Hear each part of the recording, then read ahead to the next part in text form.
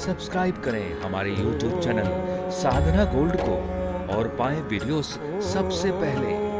Bell icon दबाना ना भूलें। रिश्तों में समझदारी की बहुत जरूरत है और सबसे ज्यादा जरूरत है सहनशीलता। एक चेले ने गुरुजी से कहा, गुरुजी हम शादी कर लें कि नहीं? गुरुजी ने अपनी पत्नी से कहा, भाग्यवान जरा दूध लेके आओ 2 गिलास। पत्नी दूध लेकर आई, पर गुरुजी ने कहा शक्कर डालना। वो शक्कर की जगह नमक डालकर ले आई और नमक डालकर दे दिया। गुरुजी ने चेले को दिया। जो आया था पूछने शादी करें कि नहीं, तो उसने जब दूध पिया तो खारा खारा थूक दिया। गुरुजी ने कहा क्या हुआ? बोले खारा है। गुरुजी बोले ला। उसका दूध रख लिया, गुरुजी ने पी लिया। थोड़ी देर बाद गुरुजी ने कहा जरा लालटेन लाना। दिन के 12 बज रहे थे, आंगन में धूप थी और गुरुजी बोले लालटेन लाओ जरा हम पढ़ लें पुस्तक। पत्नी लालटेन जला के ले आई।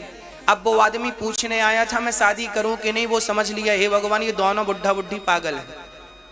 जाने लगा। गुरुजी बोले कहां जा रहा है? अरे गुरुजी आए थे पूछने शादी करें कि नहीं, पर आप तो दोनों पागल हमें लग रहे हैं, हम जा रहे हैं किसी और से पूछेंगे। गुरुजी बोले बेटा हम पागल नहीं है, तेरे प्रश्न का उत्तर था ये। अरे इसमें कैसा उत्तर है? बोले बेटा देख, हमने पहले कहा पत्नी से 2 गिलास दूध लाना शक्कर डालकर, उसने नमक डालकर दे दिया। जब उसने गलती की तो हमने कुछ नहीं बोला और बाद में दिन के 12 बजे हमने लालटेन मांगा। ये लालटेन मांगने का समय था जब सूर्य का प्रकाश था, पर हमने लालटेन मांगा। उसने वो चाहती तो बोल देती अंधे हो क्या दिखाई नहीं पड़ रहा है, पर उसने बोला नहीं और लाकर दे दिया। गलती मैंने की तो उसने कोई जवाब नहीं दिया, गलती उसने की तो मैंने कोई जवाब नहीं दिया। बेटा जब तेरे अंदर सहनशीलता आ जाए तो शादी कर लेना और सहनशीलता ना आए तो शादी कभी ना करना, क्योंकि गृहस्थ जीवन में सहन तो करना ही पड़ता है। बिना सहन किए गृहस्थी चलती नहीं है। और अपनी बेटियों को समझा देना कि बेटा सहन तो करना पड़ेगा। बात बात में झोला उठा के मायका ना भाग के आया करो।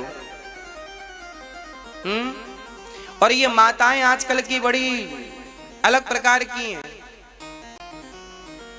आज जितने भारत में तलाक होते हैं, उन तलाक में लड़की की मां 80% भूमिका निभाती है।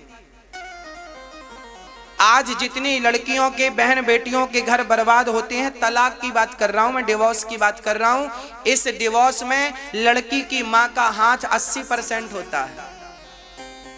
आप कहेंगे कैसे? ऐसे। पहली बात, लड़की जब झगड़ा करके मायके आई तो आपने, लड़की ने कहा ससुराल बहुत गंदी है, पति बुरा है, सास खराब है, ससुर बुरा है और ये सब। तो लड़की की माँ की जिम्मेदारी थी, लड़की के बाप की जिम्मेदारी थी, एक बार आप तो जाते ससुराल, आप तो मुआयना करते। हो सकता है आपकी बेटी झूठ बोल रही हो। भाई जज एक पक्ष सुन के तो निर्णय नहीं देता, जज हमेशा दोनों पक्ष सुनता है। आपको दोनों पक्ष सुनना चाहिए था। आपकी बेटी की एक हाथ से ताली आज तक नहीं बजी। यदि ससुराल पक्ष की कुछ गलतियां हैं तो तुम्हारी भी कुछ गलतियां होंगी। जो समझदारी से समाधान हो सकता था उसे समझदारी से समाधान ना करके आपने रिश्तों को तोड़ना उचित समझा। अरे रिश्तों को तोड़ना, अरे धागा उलझ गया था तो सुलझा लिया होता ना भैया। कैंची चलाने की जरूरत क्या, तोड़ने की जरूरत क्या है? रही मन धागा प्रेम का मत तोड़ो चटिकाए, टूटे से फिर ना जुड़े, जुड़े तो गांठ पड़ जाए। ये ऋषि मुनियों की वाणियां हैं। इसलिए रिश्तों को, लड़की की माँ आपसे प्रार्थना है, लड़की कहे कि ससुराल बुरी है, एक बार दामाद से बात कर लो, अपनी समधन से बात कर लो। बहन जी क्या बात है, हमारी लड़की को क्या परेशानी है? बेटी को समझाओ, बेटी जा, थोड़ा बहुत तो सबके घर में तू मैं चलती है, थोड़ा तो सहन करना ही पड़ेगा बेटा। कोई बहुत बड़ा अपराध आपकी बेटी के साथ हो रहा है, कुछ गलत हो रहा है, तब माता पिता का बोलना जायज है। बेटी का सपोर्ट करना बुरा नहीं है, पर जब बेटी के साथ कुछ गलत व्यवहार हो रहा हो तब। अब छोटी छोटी बात में तुम लड़ो झगड़ो तो कहां काम बनेगा। बात बात पे ना घुसा करो, जज ना बना करो ज्यादा।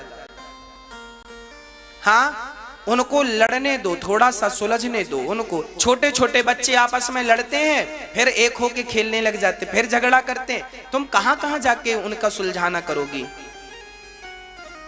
बहुत बड़ा केस हो, बड़ी बात हो, बड़ा मुद्दा हो, बेटी पर अत्याचार हो रहा हो, उसे कोई जबरदस्ती मार रहा हो, तो फिर आपका बोलना जायज है। पर छोटी छोटी तू मैं में आप बोलेंगे, ये शोभा नहीं देता, इससे रिश्ते कमजोर हो जाते हैं। एक नई घटना आपको बोल रहा हूं। एक लड़का एक मेरे पास आया, एक माँ और बेटे आए, बोले महाराज जी मेरी पत्नी भाग गई।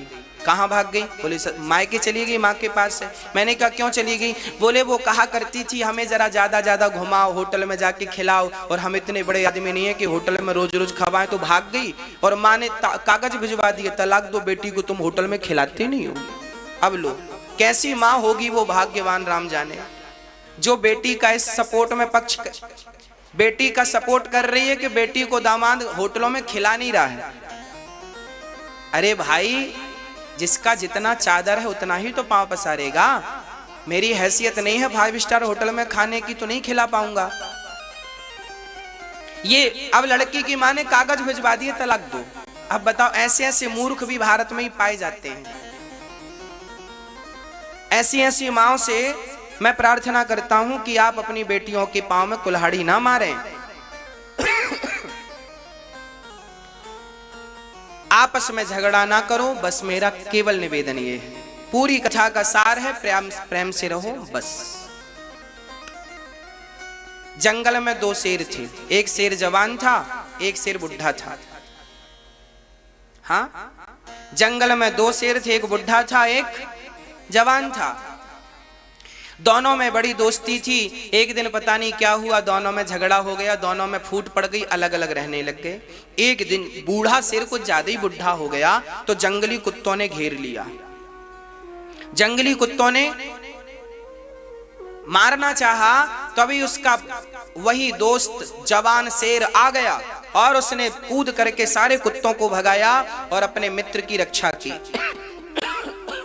तभी किसी ने कहा, यार ये तो तेरे से वैर करता था, तुम्हारी तो दोस्ती खत्म हो गई थी, फिर तुमने इसकी जान क्यों बचाई? तब उस जवान शेर ने कहा, यार देखो, रिश्तों में दूरियां हो जाना ठीक है, रिश्तों में दूरियां हो जाना ठीक है, पर इतनी भी दूरियां ना हो कि उन दूरियों का फायदा ये कुत्ते उठाने लग जाएं। मैं नहीं चाहता कि हमारे झगड़े का फायदा ये कुत्ते उठाएं। बस मेरी माँ, आपस में इतना भी झगड़ा ना कर लेना कि तुम्हारी लड़ाई का फायदा, झगड़ा का फायदा ये कुत्ते उठाने लग जाए, ये जमाना उठाने लग जाए।